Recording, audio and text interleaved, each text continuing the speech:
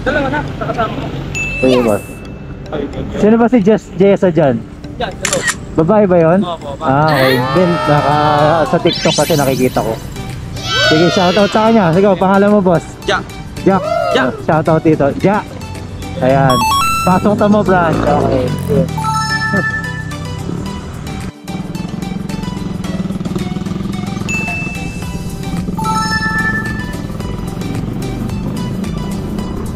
At yan po yung gulong natin, no? Wow! Ay, naka-signal mo pala ako. Ah? Yan, 1 lang tayo. Ito, gawin natin 2. Belo-belo. Dito tayo sa araw-araw, may lubak dito. Ayan, dito tayo.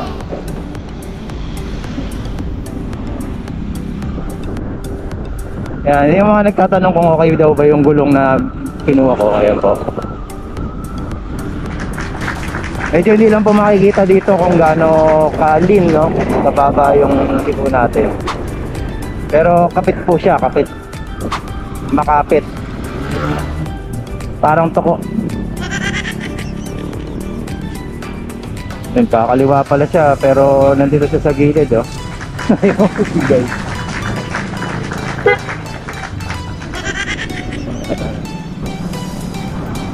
Very good.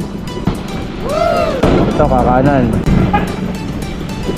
So yung mga ganyan, dapat aware kayo para alam niyo na kagad kung saan kayo pupwesto.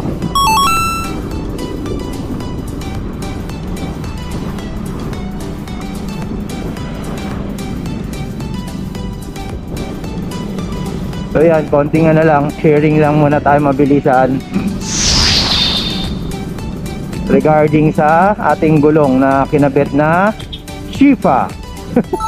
Kulit ng pangalan, ano? Chifa. Wow.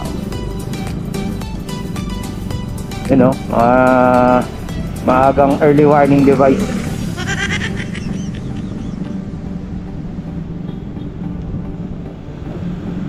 Ayan, nakaka 12 kilometers na tayo. 77 volts.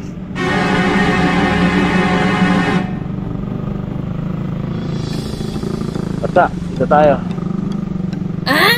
Ayun, dati malakas yun. Ayun, daan natin, no? O, wala na. Dati sumasayaw yung gulong natin, no?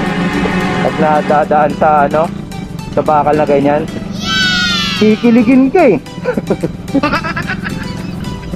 Ayun lang muna po.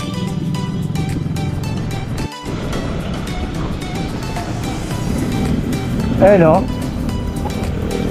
Meron naman po talagang sumusunod na mga nakaibag na nasa gilid lang. Kaya tingnan niyo po yung tricycle na sa highway ka, ayaw pang tumabi sa ano, sa bike lane. Ayan, so dito tayo sa Quirino Highway.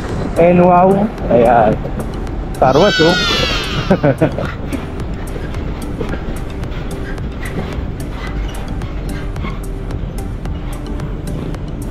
Ayan, kinuha na naman po yung ating lane. Ano tayo una?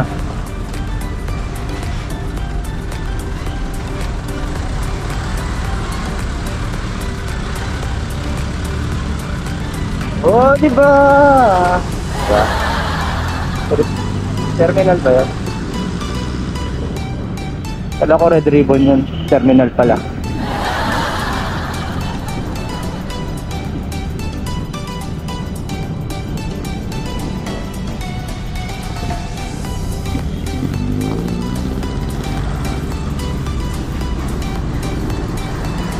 Diba?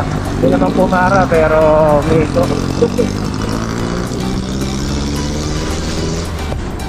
Pinausukan po tayo, guys.